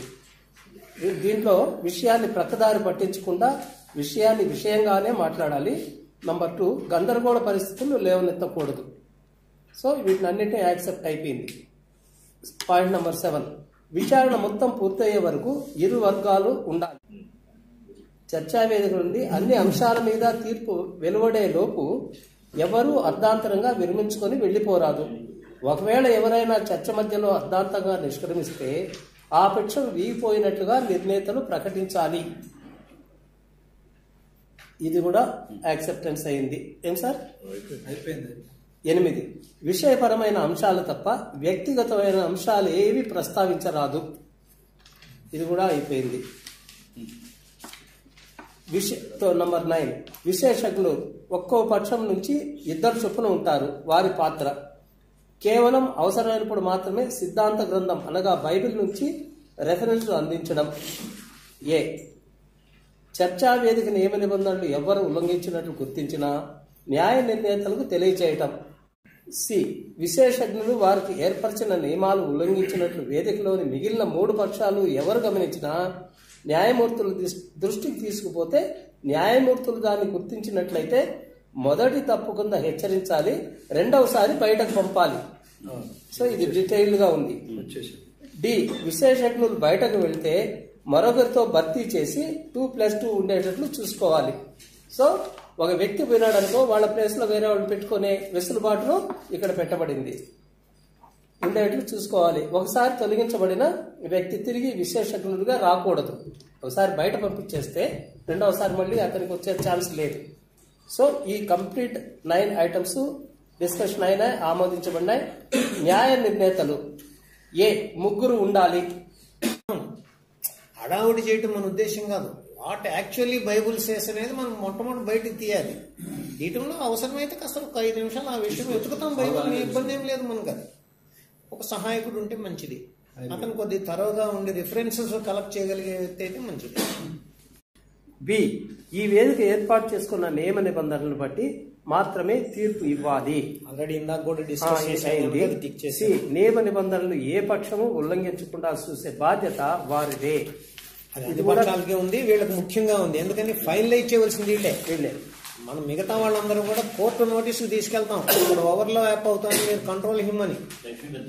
మనం చేయము. నువ్వు నియమాలను ఉల్లంఘించావు, మనం అరవకూడదు. అక్కడ మనం కోర్టుకు చెప్తాము, కోర్టు కెన్ డిసైడ్. విచారణ ప్రక్రియ పూర్తయిన తర్వాత అని మొదలెట్టు. నిర్ధారణ నియమాల్లో చెప్పుకున్నట్లుగా ఆ అంశం వరకు ప్రతిపాదన సరైందని గాని సరికాదని గాని అప్పటికి అనిర్ధారితమని గాని తీర్పు వెలువడించాలి. ఆ తర్వాతే రెండో అంశం విచారణకు స్వీకరించాలి. న్యాయ నిర్ణేతలు నిష్పాక్షికులుగా ఉండాలి, సత్యాన్ని స్థాపించాలనేటువంటి ఇంటెన్షన్ తో ఉండాలి. ఈ ఎఫ్ పాయింట్ కింద పెట్టుకోండి. నిర్ణయం తీర్పును వెల్లడించడానికి మరికొంత సమాచారం అవసరమైందని భావించిన పక్షంలో వారు ఆ అదనపు సమాచారం కోసము వేదికలోని పక్షాల వాళ్ళని సంప్రదించవచ్చు. వేదికలోని పక్షాలు అంటే 3 పక్షాలు, విశేషజ్ఞులను అడగచ్చు, ఆ పక్షాలను అడగచ్చు. చర్చనీయాంశ నియమ నిబంధనలు చర్చ మొత్తం బైబిల్ మీద సత్యాన్వేషణ మండలి వారు లేవనెత్తిన 274 ప్రశ్నల మీదే జరగాలి. అంటే మీదనే అని కాకుండా చర్చ బైబిల్ మీద చర్చ అనుకున్నాం కనుక దీంతో మొదలెట్టాలి. ఇక్కడి నుంచే చర్చ మొదలెట్టాలి. ఇందాక అనుకున్నాం 274 ప్రశ్నల దగ్గర నుంచే విచారణ మొదలెట్టాలి. విచారణ మొత్తం మొదటి ప్రశ్న నుంచి ప్రారంభమవుతుంది. ఆ ప్రశ్నలు ఆ 239-40 పుస్తకాల్లో ఉన్న క్రమంలోనే విచారణ మొదలై కొనసాగుతుంది. నంబర్ 2 ప్రశ్న ఒక్క మాటలో ఉంటుంది. దాని మీద ప్రతిపాద్యుడు సమాధానాన్ని ఇచ్చేటప్పుడు ప్రశ్నించే వ్యక్తి మధ్యలో అడ్డు తగలరాదు. ప్రశ్న ఒక్క మాటలో ఉంటుంది అనేది మనం అనక్కర్లా. ప్రశ్న ఆల్రెడీ ఉన్నాయి కనుక పెట్టుకున్నాం. ప్రశ్న ఒక మాటలో ఉందో 2 మాటలో ఉందో ప్రశ్న ఉంది. అందుకని ఒక మాట అనేటువంటి స్పెసిఫై చేయకూడదు. ప్రశ్న రూపంలో ఉంటుంది. ఆ ప్రశ్న అయిపోయిన తర్వాత ఆయన సమాధానం చెప్పేటప్పుడు మధ్యలో ఈ పరిశీలక పక్షం వాళ్ళు ఎంటర్ అవ్వకూడదు. ఎంపిక చేసుకున్న ప్రశ్న మీద ప్రతిపాదక పక్షం వాళ్ళు సమాధానం చెబుతున్న సందర్భంలో పరిశీలక పక్షం వాళ్ళు మధ్యలో అడ్డు తగలకూడదు. ముద్రణ లోపాలు, ప్రింటింగ్ మిస్టేక్స్, భాషాంతర లోపాలు, ట్రాన్స్లేషన్ మిస్టేక్స్ పరిగణలోకి తీసుకోకూడదు. అంటే సెంటెన్స్ కొద్దిగా చేంజ్ చేయాలి. ముద్రణ లోపాలను పరిగణనలోకి తీసుకున్నాం. ఇది అక్షర దోషం అన్నాం అనుకోండి, కరెక్ట్ ఇట్ అనుకుంటాం మనం. అక్కడ ఉంది కనుక అదే ఒప్పుకోమని నేను చెప్పను. అది ముద్రా రాక్షసము కరెక్ట్ ఇట్ అని చెప్తాం మనము. అది తీసుకుందాం మనం. ముద్రణ దోషాలని సరి చేసుకునే విచారణ చేయాలి. అది ఈ పదం ఎట్లా మారిందంటే దానివల్ల ఇట్లా ఏంటంటే ఇక్కడ వరడ్ లోపం ఉంది. ఇప్పుడు యాక్చువల్ గా ఇప్పుడు తీసుకోకూడదు కాదు, అంటే పరిగణలో తీసుకోవాలి. ముద్రణ దోషాలని దాన్ని మనం రెక్టిఫై చేసుకోవాలి, ఎస్ అని యాక్సెప్ట్ చేయగలము అంటున్నారు. ముద్రణ దోషాలని దోషాలుగా పరిగణనలోకి తీసుకొని సరి చేసుకునే విచారణ మొదలెట్టాలి. ముద్రణ లోపాలు అనేటువంటివి కానీ ట్రాన్స్లేషన్ లోపాలు అనేటువంటివి కానీ ఆయన చెప్పింది టేక్ ఇట్ గ్రాంటెడ్ అనకూడదు. మనం చూడాలి ముద్రణ లోపం. ఇప్పుడు ఒక ముద్రణ లోపం మనం మార్చుకున్నాం. మంది దగ్గర నుండి అని ఉండాలని మనకు తెలిసిపోతుంది ముద్రణ లోపము. అది భాషా నియమాలకు సంబంధించి ముద్రణ లోపం అని మీరు చెప్తారు, వాళ్ళు కోర్టు చూస్తారు. ఇది చూసి ముద్రణ లోపం అయితే కరెక్ట్ చేసేస్తాం. కనుక ముద్రణ లోపాలను సరి చేసుకునే వాక్యాన్ని అర్థం చేసుకోవాలని పెట్టాలి నియమం. అది రెండోది భాషాంతర లోపాలు, ట్రాన్స్లేషన్ మిస్టేక్స్ వచ్చినాయని అనుకోండి, ఏది కరెక్ట్ ట్రాన్స్లేషన్ అనేది ఎవరు నిర్ణయించాలని నా క్వశ్చన్. ఆయన నిర్ణయిస్తే ఒప్పేసుకోవాలంటున్నారు డాక్టర్ గారు. ఎందుకు ఒప్పుకోవాలన్నా నేను నిర్ణయించాను, ఎట్లా ఒప్పుకుంటారు మీరు? మీరు ఒప్పుకోవట్లేదుగా ట్రాన్స్లేటర్స్ ని. వాళ్ళు తప్పు చెప్పారు అంటున్నారు కదా, వాళ్ళలో ఒకడు మిమ్మల్ని తప్పు చెప్పాడు అంటారు. కనుక అది అంత ఈజీ క్వశ్చన్ కాదు. ట్రాన్స్లేషన్ మిస్టేక్స్ దగ్గర మనం ఏం చేద్దామో మాట్లాడండి తప్ప, ట్రాన్స్లేషన్ మిస్టేక్ జరిగింది, వాడు చెప్పి నేను తప్పులు నేను చెప్పిందే కరెక్ట్ అని మీరు చెప్తే మేము ఒప్పుకోవాల్సిన అవసరం లేదు. మనం ఇప్పుడు ఒక మూల గ్రంథము లేకపోతే ఇంగ్లీష్ వర్షన్, ఈ రెండు వర్షన్స్ కూడా రిఫర్ చేసి చూద్దాము. ఆ రెండు వర్షన్స్ దేన్ని ఓకే చేస్తే ఇక్కడ ఆ మేర కరెక్ట్ చేసుకుందామని చెప్పినట్లయితే జనరల్ ప్రిన్సిపల్ అవుతుంది. ఎవరైనా అదే ప్రిన్సిపల్. మూల గ్రంథాన్ని చూడాలి. మూల గ్రంథం కింద మనం రెండు పెట్టుకుందాం. ఒకటి ప్రధాన మూలము, రెండోది ఇంగ్లీష్ వర్షన్. ఈ రెండు పెట్టుకుందాం అనేది పెట్టుకుంటే సూత్రం కరెక్ట్ అవుతుంది. ఒకవేళ ఆ పని ఆ వేదిక ఆ సమయంలో చేయలేనట్లయితే ఆ అంశాన్ని విచారించి పక్కన పెట్టాలి.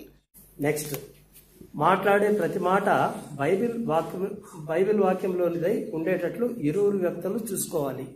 ఇప్పుడు యాక్చువల్గా ఏంటంటే ఇది మన సందర్భానికి సరిపోదు. వక్త ప్రతివక్త అనేది లేదు అసలు. ప్రతిపాదకులు బైబిల్ ఏం చెప్తుందో వారే చెప్తారు, అది సరైనదో కాదనేది విచారణ పద్ధతికి లోన్ చేస్తాం మనం. కనుక ఇది అసలు రైజ్ అవ్వదు.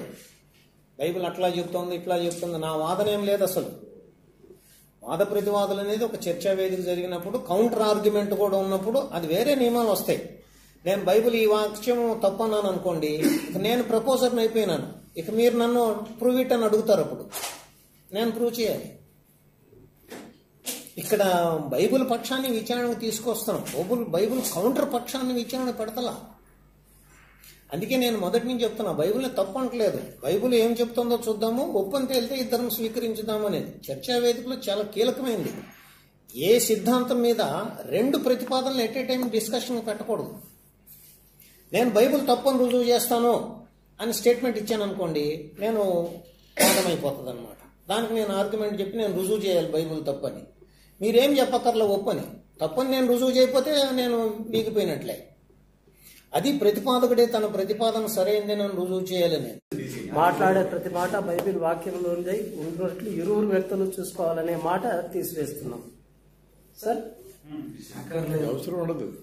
ఇరువురు వక్తలు బైబిల్ క్రమానికి లోబడి మాట్లాడాలి. బైబిల్ క్రమం అనగా ఏ అంశం గురించి అయినా పూర్తి వివరణ ఒకే చోట ఉండదు. అచ్చట కొంచెం ఇచ్చట కొంచెం ఉంటుంది. ఈ నియమానికి లోబడే చర్చ మొత్తం ఉంటుంది.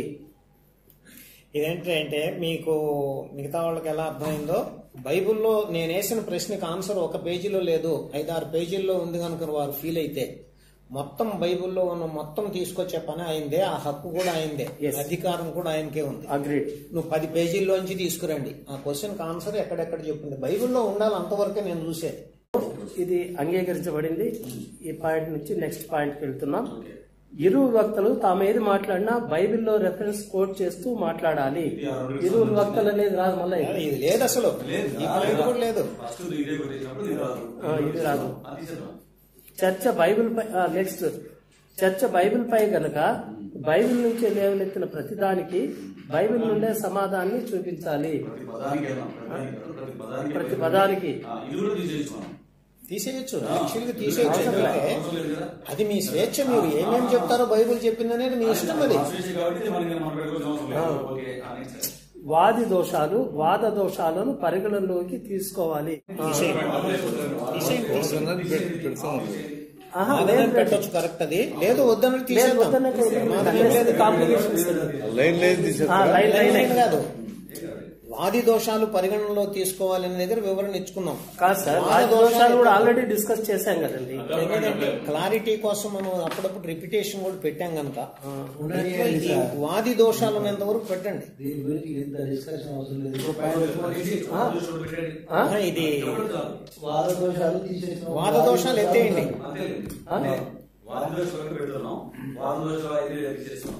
వాది దోషాలు ఉన్నప్పుడు మనకు క్లారిటీ ఉండాలి. వ్యక్తిగత విమర్శ చేయకూడదు, అసందర్భ విషయాలు మాట్లాడకూడదు. సో వాది దోషాలు పరిగణలోకి తీసుకోవాలి, వాదన దోషాలను స్ట్రైక్ ఆఫ్ చేసుకోవాలి.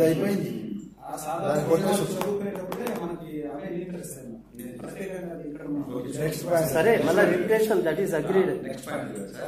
నెక్స్ట్ పాయింట్, ప్రశ్నించే వ్యక్తి తాను ప్రశ్నించిన ప్రతి ప్రశ్నకు వాక్యాధారం చూపాలి. ఇది అక్కర్లేదు, ఆల్రెడీ మనం ఈ వేదిక ప్రకారం దాంతో క్యాన్సిల్ చేసుకోవాలి. లాస్ట్ పాయింట్, మొత్తం చర్చలో సత్యావిష్కరణ జరిగిన తర్వాత తేలిన సత్యాన్ని ఇరువురు స్వీకరించాలి. మీరు 100 times రిపీట్ చేసినా దాని వాల్యూ ఉంటుంది. ఉదాహరణార్థం జురుక్తి సాధురేవ అని ఒక భాషా నియమం ఉంది. ఎంఫసిస్ చేయవలసి వచ్చినప్పుడు లాస్ట్ పాయింట్ కాబట్టి కనుక అది మనం అట్లా పెడదాం. బోల్డ్ లెటర్స్ లో పెట్టండి, దీన్ని అండర్లైన్ చేయండి. సత్యమని తేలిన దాన్ని ఇద్దరు స్వీకరించాలి అని సత్యం. అది ఇదివరకు మాట్లాడుకున్నది నాకు అర్థమైంది ఏంటంటే, బైబిల్లో చెప్పబడే సత్యమని స్వీకరిస్తే ఆయన బైబిల్ స్వీకరించాలి, బైబిల్ ప్రచారం చేయాలి. బైబిల్లో చెప్పబడే తప్పని కానీ నిరూపణ జరిగితే ఆయన వదిలేయాలి. కొన్ని తప్పులని తేలి, కొన్ని ఒప్పులని తేలి, అప్పుడు ఏమేం చేస్తారు? దానికి నాకు అనిపించింది ఏమంటే, ఏ ఒప్పులేని తేలితే వాటిద్దరు స్వీకరిస్తే, ఏ తప్పులని చేస్తే ఇద్దరు వదులుతారు. అసలు చెప్తాను, మీకు అర్థమవుతుందా? బైబిల్లో కొన్ని తప్పులు ఉన్నాయి, కొన్ని ఒప్పులు ఉన్నాయి అని తేలింది అనుకుందాం మాట వరుసకి. అప్పుడు ఏం చేయాలి? తేలిన సత్యాలను ఇద్దరు స్వీకరించాలి. తేలిన సత్యాలు ఏంటి? కొన్ని తప్పులు ఉన్నాయని, కొన్ని ఒప్పులు ఉన్నాయని తేలింది కోర్టులో. ఏం చేయాలన్నాం? బైబిల్లో ఈ తప్పులు ఉన్నాయి, ఈ ఒప్పులు ఉన్నాయని ఇద్దరం చెప్పాలి. ఇది వీరు చెప్తోంది. ఇప్పుడు 274 ప్రశ్నలు పూర్తిగా చర్చించడం జరిగింది.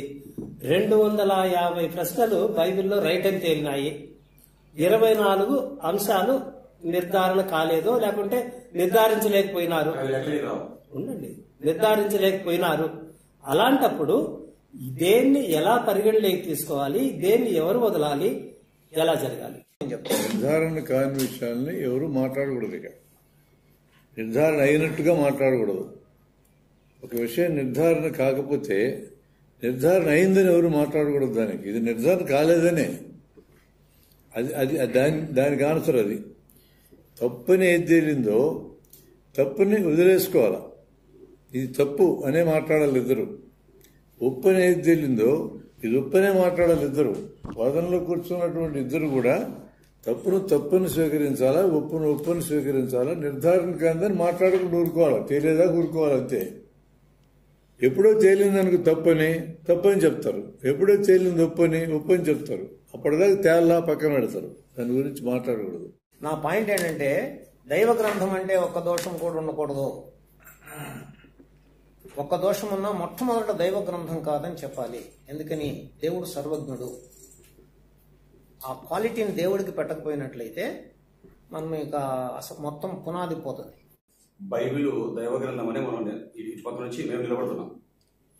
ఇందులో ఇంకా తప్పు దొరికిన తర్వాత ఇంకా చర్చ కొనసాగించడం వేస్ట్. కాబట్టి ఒక్క తప్పు కూడా లేనిది దైవ గ్రంథం. ఆ ఒక్క తప్పు కూడా బైబిల్లో లేదు అని నిరూపించడానికి నేను కూర్చోను. ఇక్కడ నేను నిలబడింది ఆ స్టాండ్. మా స్టాండే అది 100%. ఆనెస్టీ దగ్గర నేను ఎక్కడ 1% కూడా గుంజులాడుతున్నా. ఇప్పుడు తప్పు అని నిరూపించి తప్పు అని తెలియదు అనుకోండి, అసలు దైవగ్రంథం కాదు, దాన్ని తీసి పక్కన పెట్టేసి తోసేయడం, పక్క తోసేయడమే. అలా వీలు లేని ఏకైక గ్రంథం బైబిల్ అని ఇప్పుడు మా స్టాండ్, బీఆర్ఎం స్టాండ్ ఉందన్నమాట. అలా ఉంటున్నప్పుడు ఇప్పుడు తప్పులు ఒప్పులు తేలినప్పుడు ఎలాగని దాని మీద ఇప్పుడు మనం మాట్లాడుకుంటున్నాం. అలా దొరలదు అని మా పక్షం నుంచి మేము చెప్తున్నాం అనమాట. ఒకటి సంతోషం, ఒప్పు అయితే ఒప్పుగా వారు స్వీకరిస్తారు, తప్పైతే తప్పుగా మీరు స్వీకరించారు. ఇద్దరు కూడా ముందుకు నడవాలి. అదే ఏదైనా తప్పు అనిపించింది అనుకోండి, ఒకటో రెండో అనిపించి అనుకోండి, ఇప్పుడు నేను రైట్ ఏది నాకు తెలిసి నేను చెప్తుంటాను. ఒకవేళ జడ్జి గారు లేకపోతే ఏదో మొత్తానికి అనేసారు అనుకోండి, దాని విషయం ఏంటి అన్నది మీరు మీరు చెప్పండి. జనరల్ సూత్రం ఏమిటంటే ఆయన చెప్పినటువంటి దాని దగ్గర కూర్చున్నాం. బైబుల్ దైవ గ్రంథమా కాదా, లేకపోతే బైబుల్ సత్యవేదమా గ్రంథమా కాదా అనేది మా మధ్య చర్చిస్తున్నాం. బైబుల్ దైవ గ్రంథము, దానిలో దోషాలు లేవు అనేటువంటిది ఆయన రైట్ చేశారు. మా వివాదం అదే. తర్వాత ఈ ప్రశ్నల దగ్గర నుంచి విచారణ మొదలెడదాం అనుకున్నాం. ఇప్పుడు ఆయన రైట్ చేశారు. ఇప్పుడు తీర్పులను అనుసరించి మీరు స్వీకరించడం అంటే ఏంటి, దాని యొక్క క్లారిటీ ఇవ్వండి అని. ఇదేనా మీ ప్రశ్న? దీనికి వీరు ఒకటి చెప్పారు. తప్పని తేలితే ఆయన దాన్ని విడిచిపెట్టేయాలి, ఒప్పని తేలితే దాన్ని నేను తీసుకొని ప్రచారం కూడా చేయాలి. ఇది మేము ఆల్రెడీ రికార్డులో కూడా మేము మాట్లాడుకున్నాం. ఏ సిద్ధాంతకారుడు అది ఒప్పని రుజువు చేసినా ఆ పక్షాన్ని స్వీకరించి చనిపోయే వరకు ప్రచారం చేస్తాను. నేను నాకున్న శక్తియుక్తులన్నీ కూడా దాంట్లో ఖర్చు పెడతాను. ఇది నా స్టేట్మెంట్ అని ఆల్రెడీ రికార్డ్ చేశాను. బైబుల్ దైవ గ్రంథం కాదని కనుక తేలినట్లయితే మీరు దాని నుంచి విడిచి యువతలకు రావాలి. ఎక్కడికి వస్తారో నేను చెప్పను. ముందర అది అక్కడ దోషం ఉందని తెలిసినా దాని నుంచి బయటకు వచ్చేయండి. తర్వాత ఏం చేస్తారు మీరు ఎత్తుక్కోండి. నేను కూడా నా కళ్ళు రాండి అని కూడా చెప్పట్లా నిజంగా. చెప్పండి. వాళ్ళు ఏదైతే చెప్పారో బైబిల్ సత్యమని నిరూపించలేనప్పుడు బైబిల్ విడిచిపెట్టి ఆ తర్వాత దేంట్లోకైనా వెళ్ళటానికి, లేదా ఈ మీరు సత్యాన్ని నిరూపించారు కదా దాంట్లోకి వెళ్ళడానికి మేము కూడా సంసిద్ధంగా ఉన్నాం. ఆ స్టేట్మెంట్ ఫైనల్ స్టేట్మెంట్ అనేది 10 మందిలో మాట ఇచ్చాం సోషల్ మీడియాలో. కాబట్టి దీని నుంచి ఒక ఇంచు కూడా పక్కకు రాకుండా నిలబడదామని మేము కూడా అదే మాట మరొకసారి దృఢపరుస్తున్నాం ఆ పక్షం నుంచి.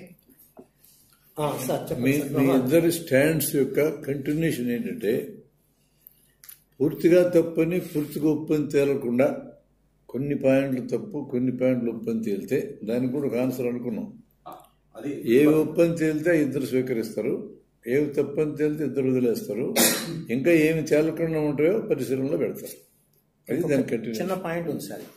మొట్టమొదటి ఆయన బైబిల్ నుంచి బయటకు వచ్చేస్తారు. ఒక్క తప్పున దైవ గ్రంథం కాదని ఆల్రెడీ ప్రకటించాడు. అది అయిపోయినాక నెక్స్ట్ మనం ఏం చేస్తామన్నాము. బైబిల్ని అసలు మొత్తం సమాజంలో ఉందని వదిలిపెట్టము. ఆయన నేను కూడా బైబిల్ని పట్టుకొని ఉంటాం. అప్పుడు కూడా ఇదిగో మా విచారంలో ఇన్ని తప్పులను తేలినాయి, ఇన్ని ఒప్పులను తేలినాయి, ఇన్ని అనిర్ధారితాలను తేలినాయి అని ఇద్దరం చెప్తాం. బైబిల్ని స్వీకరించడం అంటే బైబిల్ బాప్తిస్మం తీసుకుని స్వీకరించడమేనా? దేవసహాయం గారు ఈ విషయంలో నన్ను కోల్కొల్పిన వ్యక్తిగా ఆయన నుంచి క్రైస్తవాన్ని స్వీకరించి ఆయన మార్గంలో బైబిల్ ప్రచారం చేస్తాను. That is my stand. Very good. నేను బైబిల్లో 274 క్వశ్చన్స్ మీద ఒక్క క్వశ్చన్ నేను తప్పని రైట్ అని నిరూపించలేక తప్పని వీగిపోయిన పక్షంలో వెంటనే బైబిల్ విడిచిపెట్టి క్రిస్టియన్స్ విడిచిపెట్టి సత్యాన్వేషణ మండలిలో సభ్యులైపోయి తిరుపతిలో బీఆర్ బోర్డు తీసి సత్యాన్వేషణ మండలం బోర్డు పబ్లిక్ లో పెడతాను. ఇది నా కమిట్మెంట్. ఇందులో తిరుగు లేదు. కావాలంటే వీడియో కూడా పెట్టి చూడండి. ఇందులో తిరుగు ఒక్కటి. ఇది చాలా సాహసంతో కూడింది. మీరు మరి చిన్నగా కనబడుతుందేమో, ఎందుకంటే చిన్నది కాదు. కమిట్మెంట్ ఉన్న విషయం నాకు తెలుస్తుంది. అది చాలా చిన్నది కాదు. ఇది ఒకవేళ ఇప్పుడు చిన్నగా ఇది సార్ గురించి నవ్వినా కూడా చాలా ప్రాణప్రదంగా చూస్తుంది. ఇది చిన్నది కాదు. ఎందుకంటే ఇప్పుడు మొత్తానికి కత్తి మీద సామి. ఇది ప్రశ్నించే పక్షం కంటే ప్రతిపాదిత పక్షం అనేది కత్తి మీద సామ్ అంటే 100% మిత్రమా బరువంతా మీదే. ముందుకు వచ్చానో మీరు ఆలోచించండి. దీని మీద మహామహులు చాలా మంది గొప్పలు ఉన్నారు. మాకంటే మీలాంటి పెద్ద పెద్ద వయసులు ఉన్నారు. వాళ్ళు కూడా దీని మీద నోరు మెరపలేదు. కానీ ఎందుకు దాన్ని మీద తీసుకుని వచ్చామంటే బైబిల్ మీద ఉన్నటువంటి మీరు నమ్మకాలు విశ్వాసాలు కాదు కాబట్టి మా యొక్క మీరు ఏదనుకుంటారో మీరు నేను చెప్తా word real faith, real confidence. అది సత్యం కోసం ప్రాణం పెట్టే తత్వం. బైబిల్ అసత్యం అనేది తేలినప్పుడు ఒక్క క్షణం కూడా తన దగ్గర ఉండవు. అందరి ముందు వీడియో ముఖంగానే బైబిల్ పక్కకు దోసి మొత్తం రాసిన పుస్తకాలన్నీ ఆ పెట్టిన మొత్తం ఏవైతే సోషల్ మీడియాలో వీడియోలు బైబిల్ పక్షాలను అప్లోడ్ చేశాను ఇంతవరకు మొత్తం అన్ని డెలిట్ అయిపోయి ఏమండి సత్యాన్వేషణ మండలి నియమ నిబంధనతో కూడా ఉంటే ఆ పుస్తకాన్ని నెత్తిన పెట్టుకుని అందరి ముందు ఆ క్షణం వెనకబడి వెళ్ళిపోతారు. సత్యాన్వేషణ మండలి వెనక రాగానే ఇక్కడ బోర్డు మారుతుంది. ఇది పక్క నా కమిట్మెంట్. మళ్ళీ దేవసాయం నేను బీఆర్ తరఫున ఇచ్చిన కమిట్మెంట్. ఇది సత్యాన్వేషణ మండలి వారు ఇచ్చిన కమిట్మెంట్ గొప్పది. మీరు సాహసం చెప్తున్నాను. కరెక్టే. చాలా సాహసంతో కూడింది. కానీ ఇరువురు కూడా సత్యం దగ్గరికి వస్తున్నారు కనుక ఇరువురు కలిపి సత్యాన్ని గెలిపిస్తున్నారు. ఎవరు లేదు మనస్ఫూర్తిగా. మనం రిటర్న్ లోకి వచ్చేయాలి. మీరు చెప్పండి సార్. చెప్పండి సార్. ఇప్పుడు ఒక 2 మాటలు నేను పోబోయే ముందు నా కామెంట్స్. మొన్న విజయవాడ మీటింగ్ అయిన తర్వాత ఈరోజు కూడా ఈ మీటింగ్ పూర్తయిద్దని నమ్మకం నాకు కలగల. విజయవాడలో కలగల. నాకు అలాగే ఉండే కదా. ఈరోజు నా టైం 4 లోపల 3:30 లోపలే మీరు కంక్లూషన్కి రావడం అనేది మీ రెండు పక్షాలను, ముఖ్యంగా మీ ఇద్దరిని నేను మనస్ఫూర్తిగా అభినందిస్తున్నాను. నేను పార్టిసిపేట్ చేసినందుకు గాను ఒక ప్రయోజనకరమైన కంక్లూషన్కి రాగలిగినాం అనే ఒక విశ్వాసం నాకు కూడా కలిగింది. ఇందులో మీరు యాక్సెప్ట్ చేసిన నియమ నిబంధనలన్నిటినీ మీరు ఏమైతే ఓకే అనుకున్నారో అవి మొత్తం వారు చెప్పిన డాక్యుమెంట్ మీద పెట్టండి. ఫైనల్గా కంక్లూషన్ వస్తే ఏం చేయాలనుకుంటున్నారో అది కూడా పేపర్ మీద పెట్టండి. మీ ఇద్దరు సంతకాలు తీసుకోండి, చెరొకటి ఒరిజినల్ కాపీ పెట్టుకోండి. తర్వాత ఆర్థిక పరమని అంటున్నారు. ఇది చాలా ఇంట్రెస్టింగ్ చర్చ. మొత్తం దేశమంతా మీకోసం చూస్తుంటుంది ఈ చర్చ కోసం. ఇందులో ఫలితం గురించి మీరు ఆలోచించకండి, కానీ ఈ చర్చకు మీరు దిగడము, సత్య నిర్ధారణ చేయటం అనేది చాలా సాహసమైనటువంటి కార్యక్రమం. ఖచ్చితంగా కొన్ని టీవీ ఛానల్స్ దీని మీద చాలా ఇంట్రెస్ట్ చూపుతాయి.